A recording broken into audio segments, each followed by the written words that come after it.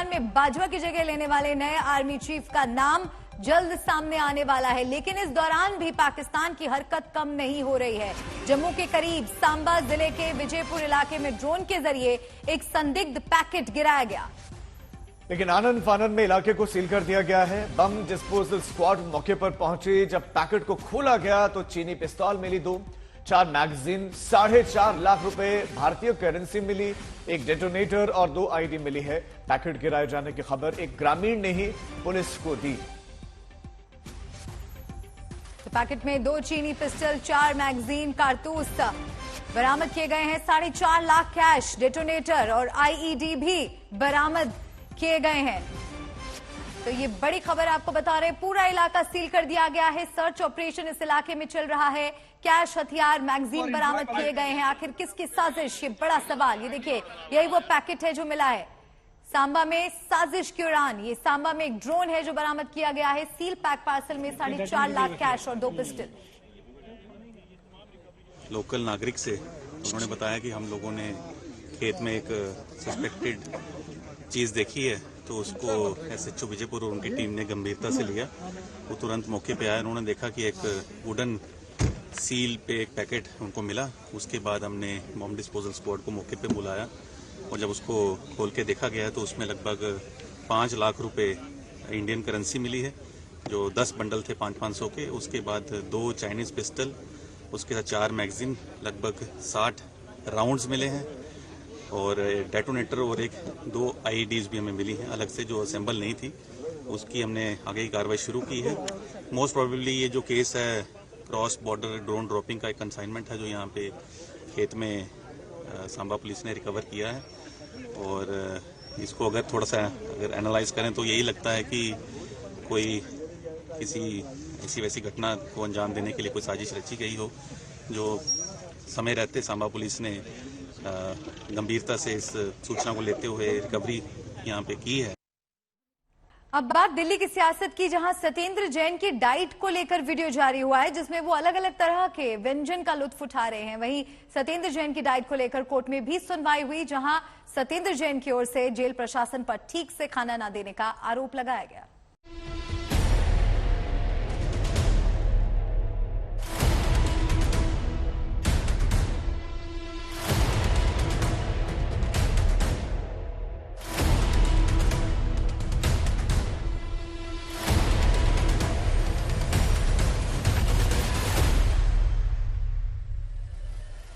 दिल्ली के तिहाड़ जेल में सत्येंद्र जैन की मालिश का वीडियो देखा। सत्येंद्र जैन की आराम तलबी और सुख सुविधाओं की तस्वीरें भी देखी। अब सत्येंद्र जैन की डाइट का एकदम ताजा वीडियो सामने आया है। बाहर से होटल का खाना खाते दिल्ली के स्वास्थ्य मंत्री बाकायदा टमाटर, गाजर, खीरे की सलाद ले रहे हैं। वीडियो 13 सितंबर की शाम करीब 4 बजे का है। सीसीटीवी वीडियो में सत्येंद्र जैन खाना खाते नजर आ रहे हैं। कुछ देर बाद कमरे में एक शख्स आता है और जैन को प्लेट में खाने को कुछ देता है।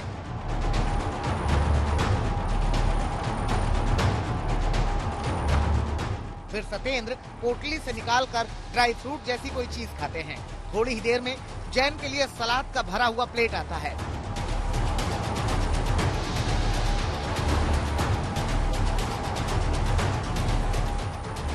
गाजर, टमाटर, केला और धीरे धीरे सत्येंद्र जैन पूरी थाली साफ कर देते हैं।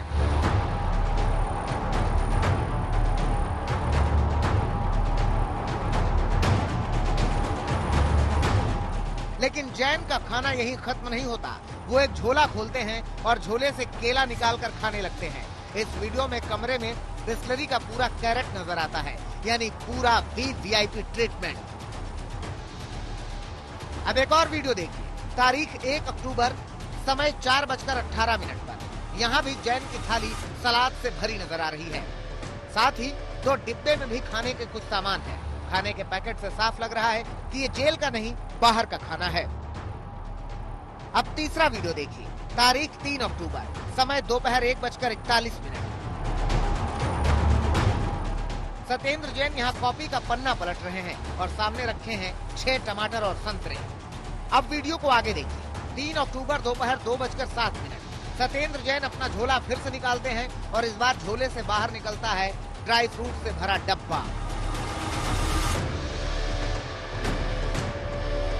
तन उजला मन मैला, भाषण लच्छेदार, सत्य बाहर ऊपर सत्याचार अंदर भ्रष्टाचार। तो ये बिल्कुल पंक्तियां जो हैं आम आदमी पार्टी पर स्थापित होती हैं और उनका बहुत अच्छे से व्याख्यान करती है। ये जोरदार तमाचा आंदोलन के जुड़े उन लोगों के मुंह पर है जो रामलीला मैदान में अरविंद केजरीवाल के साथ बैठे थे। परिवारवाद के खिलाफ आए थे, भ्रष्टाचार के खिलाफ आए थे, राजनीति को बदलने आए थे, राजनीति में पैसे के लेन देन, सत्ता के दुरुपयोग के खिलाफ आए थे और आज सबका दुरुपयोग होते हुए सब देख रहे हैं। वो रोज नई कहानी का वीडियो लाएंगे क्योंकि उन्होंने कोई काम तो किया नहीं, कोई झूठे सच्चे वीडियो लाते रहेंगे। हम लोग काम बताएंगे, हम लोग कहेंगे ये कूड़े का पहाड़ साफ होगा, वो कहेंगे वीडियो। आज भारतीय जनता पार्टी के किसी भी नेता से आप पूछो, जनता पूछ रही है इनसे कि भाई 15 साल में क्या किया आपने, कूड़े के पहाड़ों के लिए क्या किया, कूड़े के ढेरों के लिए क्या किया, साफ सफाई के लिए क्या किया। तो ये कहते हैं ये केजरीवाल जी का वीडियो, ये देखो इनका वीडियो, ये देखो उनका वीडियो। बोलते हैं 250 स्टिंग जारी किए, 1000 गालियां केजरीवाल को दी। सबसे बड़ी बात, इस वीडियो की टाइमिंग भी गजब। सत्येंद्र जैन की डाइट को लेकर डाली गई अर्जी पर आज सीबीआई की विशेष कोर्ट में सुनवाई थी, जिससे ठीक पहले ये वीडियो जारी किए गए। अर्जी में सत्येंद्र जैन ने कहा था कि उन्हें तिहाड़ प्रशासन की ओर से ठीक से खाना नहीं दिया जा रहा है। 5 महीने से उन्होंने अन्न का दाना नहीं खाया। 5 महीने में उनका 28 किलो वजन कम हुआ है, लेकिन तिहाड़ जेल के सूत्रों के मुताबिक जैन का वजन तो 8 किलो बढ़ गया है। वहीं उपवास की बात पर सत्येंद्र जैन कोर्ट में भी फंस गए। सत्येंद्र जैन के वकील ने कहा कि जब वो ईडी की कस्टडी में थे तब उनका वजन 103 किलो था, अब उनका वजन 75 किलो रह गया है। इस पर जज ने कहा कि आप खुद फास्ट रख रहे हैं तो वजन तो कम होगा ही, आपने खुद ही कहा है कि आप 6 महीने से फास्ट पर हैं। सत्येंद्र जैन के वकील ने कहा कि जेल प्रशासन उनके उपवास से जुड़ी जरूरी डाइट नहीं दे रहे हैं। वहीं जेल प्रशासन ने कहा कि सत्येंद्र जैन की डाइट में पोषण की कोई कमी नहीं है। सत्येंद्र जैन की ओर से दलील दी गई कि उपवास के हिसाब से उनकी डाइट में 50 ग्राम बादाम, 50 ग्राम मिक्स बीज, 2 अखरोट होने चाहिए, एक निश्चित प्रोटीन की जरूरत है। तो वहीं तिहाड़ जेल के वकील ने कहा कि जेल में पहली बार कोई फास्ट नहीं है। अब कोर्ट ने मामले में तिहाड़ प्रशासन से कल तक जवाब मांगा है, जिसमें पूछा गया है कि क्या सत्येंद्र जैन की डाइट को रोका गया है, अगर हाँ तो इसका आदेश कहां से आया है। तिहाड़ प्रशासन ने कर्मचारियों के तबादले का हवाला देते हुए कोर्ट से वक्त मांगा था।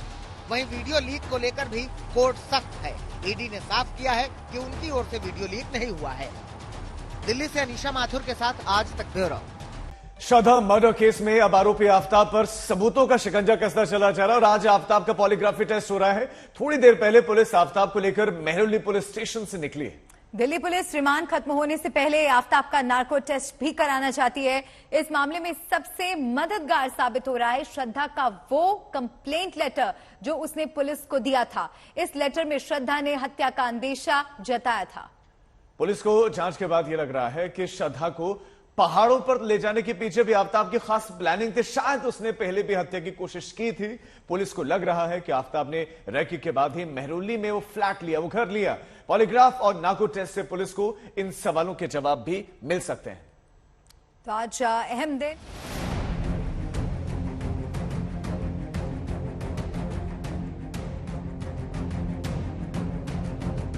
फर्स्ट टाइम मिले थे तो मेरे उनके गले पे निशान था, उनके चेहरे पे लगा था उनको।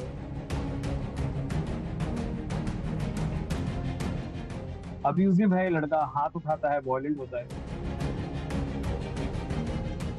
श्रद्धा की मर्डर मिस्ट्री पर सवाल ही सवाल है, लेकिन एक बात आईने की तरह साफ है कि श्रद्धा आफ्ताब की ज्यादतियों की शिकार रही। इसमें कोई शक नहीं कि आफ्ताब श्रद्धा को मारता पीटता था।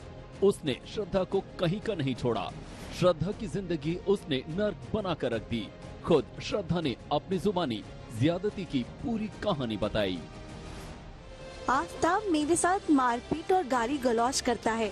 आज उसने गला घोंटकर मुझे जान से मारने की कोशिश की। वो टुकड़े टुकड़े कर मेरी जान लेने की धमकी देता है और ब्लैकमेल करता है। वो 23 नवंबर 2020 की तारीख थी जब मुंबई के तुलिंज पुलिस स्टेशन में श्रद्धा ने आफ्ताब के खिलाफ शिकायत दर्ज कराई। ठीक 2 साल बाद 23 नवंबर 2022 को श्रद्धा की ये शिकायत दुनिया के सामने आई है। श्रद्धा का डर सच बनकर सबके सामने है। जो खौफ श्रद्धा को खाए जा रहा था, तकरीबन वैसा ही उसके साथ हुआ। जरा श्रद्धा के शिकायती खत का ये हिस्सा फिर से पढ़िए। उम्र 25 साल, आफ्ताब अमीन पूनावाला, उम्र 26 साल के बारे में रिपोर्ट करना चाहती हूँ। आफ्ताब मेरे साथ मारपीट और गाली गलौज करता है। आज उसने गला घोंटकर मुझे जान से मारने की कोशिश की। वो टुकड़े टुकड़े कर मेरी जान लेने की धमकी देता है और ब्लैकमेल करता है। मेरे साथ उसकी मारपीट के 6 महीने हो गए हैं। पुलिस के पास जाने का मुझ में साहस नहीं, क्योंकि उसने मुझे जान से मारने की धमकी दी है। कितनी हैरत की बात है कि जैसा अंदेशा श्रद्धा ने जताया, उसके साथ वैसा ही हो गया। अब तक की तफ्तीश बता रही है कि आफ्ताब ने श्रद्धा को गला दबाकर मारा, उसकी लाश के 35 टुकड़े किए और उसे एक एक कर बाहर फेंक दिया। श्रद्धा ने ये शिकायत आफ्ताब के हाथों बेरहमी से पिटाई के बाद दी थी। उसे अस्पताल में भर्ती होना पड़ा था। ऐसी ज्यादती आफ्ताब ने कई बार की। दोस्तों को भी इसकी जानकारी थी। लास्ट 2 महीने पहले उसने कांटेक्ट किया था। उसके बाद अगस्त का महीना हो गया, अभी तक उसके साइड से कोई रिप्लाई आया नहीं। मेरे किसी भी टेक्स्ट का रिप्लाई आया नहीं। फोन स्विच ऑफ आ रहा था। So that is when it became a point of concern for me कि I should actually start reaching out to people. किसी से भी कोई मुझे अपडेट नहीं मिला, तो फाइनली मैंने उनके ब्रदर को बता दिया कि ऐसा है। लास्ट मेरा उनसे जुलाई में बात हुआ था। उसके बाद से आज तक मेरा उनके साथ कोई कांटेक्ट नहीं हो पा रहा है। So it's better that we reach out to cops and check seek for their help. काश श्रद्धा वक्त पर संभल जाती। पुलिस को दी गई शिकायत पर वो डटी रहती। सवाल है कि श्रद्धा की ऐसी क्या मजबूरी थी कि वो खुद को आफ्ताब से दूर नहीं कर पाई। ये राज भी श्रद्धा की इस पुलिस कंप्लेंट में समझ में आ जाता है। मेरे साथ उसकी मारपीट के 6 महीने हो गए हैं। पुलिस के पास जाने का मुझ में साहस नहीं, क्योंकि उसने मुझे जान से मारने की धमकी दी है। उसके माता पिता को पता है कि वो मुझे मारता है और उसने मेरी जान लेने की भी कोशिश की है। उन्हें ये पता है कि हम साथ रहते हैं। वो वीकेंड में आते हैं। दरअसल 23 नवंबर 2020 को श्रद्धा ने ये पुलिस कंप्लेंट तब दी थी जब आफ्ताब ने उसकी बेरहमी से पिटाई की थी। श्रद्धा को उसके दोस्त अस्पताल ले गए। दोस्तों ने श्रद्धा को हिम्मत दी। श्रद्धा पुलिस स्टेशन गई, शिकायत भी दर्ज कराई। तब लगा कि इस बार वो आफ्ताब के जाल से बाहर निकल आएगी, लेकिन नियति को कुछ और ही मंजूर था। आफ्ताब के आगे श्रद्धा एक बार फिर मजबूर हो गई। वो मजबूरी उसकी मौत बन गई।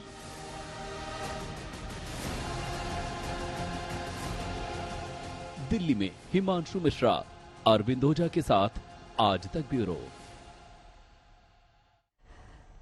श्रद्धा का आफ्ताब के साथ रिश्ता बनाए रखना हैरानी पैदा करता है, लेकिन श्रद्धा मर्डर केस में सवाल यह भी है कि आखिर पुलिस ने उसकी शिकायत पर एक्शन क्यों नहीं लिया। श्रद्धा ने शिकायत की, लेकिन शिकायत वापस भी ले ली।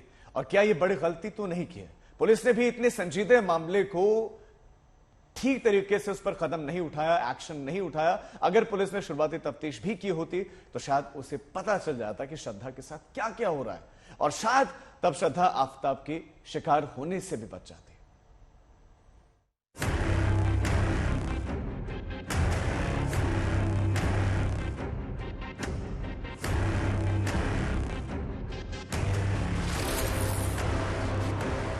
सत्ताईस साल की छोटी सी उम्र में श्रद्धा ने जिंदगी की सख्ती को बेहद करीब से देख लिया। उसने उस शख्स की ज्यादतियां देखी जिसे वो लाइफ पार्टनर बनाना चाहती थी, जिसके साथ शादी रचाना चाहती थी। उसकी जल्लादी देखी। वो पिटती रही, जख्म खाती रही, गलतियां करती रही,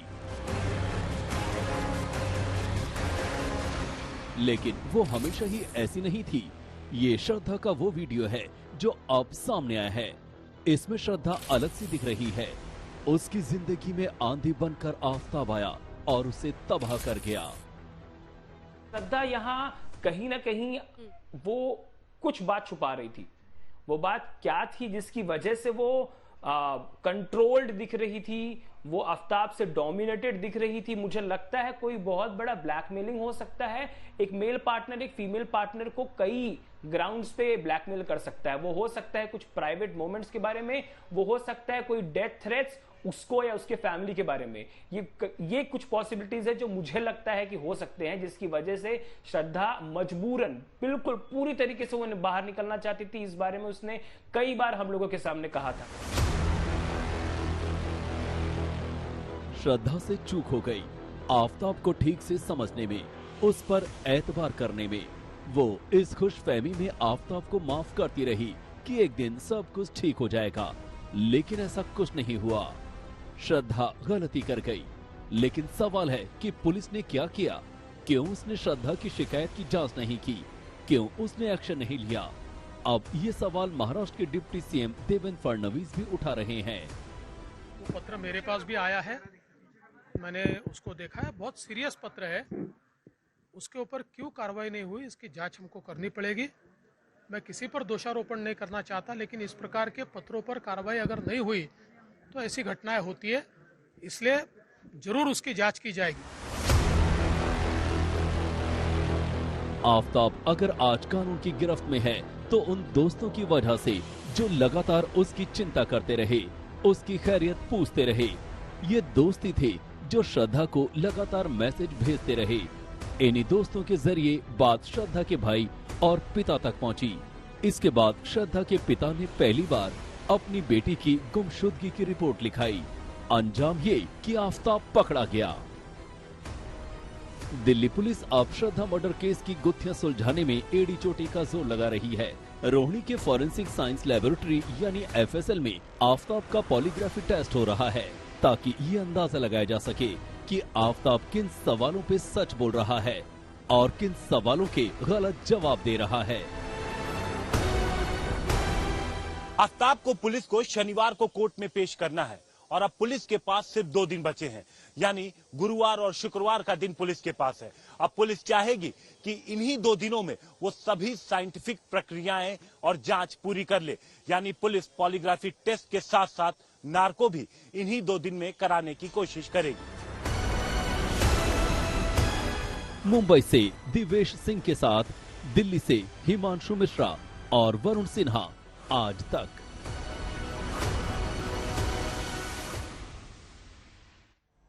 इस खबर पर दिन भर रहेगी नजर, अपडेट्स आप तक पहुंचाते रहेंगे। अभी आगे बढ़ते हैं और बात गुजरात की करते हैं। गुजरात चुनाव में यूं तो मुद्दों की कमी नहीं है, लेकिन जब देश श्रद्धा वालकर मर्डर केस से सख्ते में है तो इसका असर गुजरात पर भी पड़ रहा है। पहले असम के सीएम हिमंता बिस्वा शर्मा ने श्रद्धा मर्डर केस को लव जिहाद से जोड़ा, तो कल असदुद्दीन ओवैसी ने गोधरा से पलटवार किया। पुलिस ने इसको पूछा, भाई आप खाली हिंदू लड़की क्यों लाते हैं? बोला नहीं, हिंदू भावुक होता है, हिंदू का साथ बातचीत करके हिंदू लड़की का साथ बातचीत करने में भावुक हो जाता है, दे आर इमोशनल। तो उनके लिए मैं उन लोग को लेके आया हूं। आप देखिए, देश में ये एक आफ्ताब का कहानी नहीं है, हमारा देश में और कोई ऐसा आफ्ताब श्रद्धा का कहानी है। आज देश को लाभ जिहाद का खिलाफ सख्त से सख्त कानून का जरूरत है। मेघालय आसाम पुलिस ने जो गोलियां चलाई हैं, अब पर वहां जाए, लोग मर रहे हैं, यहां आकर क्या झूठ बोल रहे हैं, क्या बकवास बात करते हैं। देखिए, महिलाओं पर जो जुल्म देश में होता है वो मर्दों की सिक माइंडसेट की वजह से होता है। इसको कैसे खत्म किया जाए? अब वो आजमगढ़ में एक लड़की के 6 टुकड़े कर दिए गए, दिल्ली में एक लड़की ने इंटरकास्ट मैरिज की तो उसके ही पिता ने उसको मारकर सूटकेस में फेंक दिया। आज दिल्ली में एक ड्रग एडिक्ट ने अपने ही घर में जाकर अपनी माँ को, अपने पिता को, उनका मर्डर कर दिया। ये नजर नहीं आता क्या उनको? फिर ये क्यों कर रहे हैं? इसलिए कर रहे हैं क्योंकि मुसलमानों से नफरत पैदा किया जाए। तो श्रद्धा मर्डर केस की एक तरफ पुलिस जांच कर रही है, उसके शरीर के टुकड़ों को तलाश कर रही है, तो दूसरी तरफ राजनीति है वो थमने का नाम नहीं ले रही। राजनेता अपने अनुसार इस मसले को उठा रहे हैं, निशाना साध रहे हैं।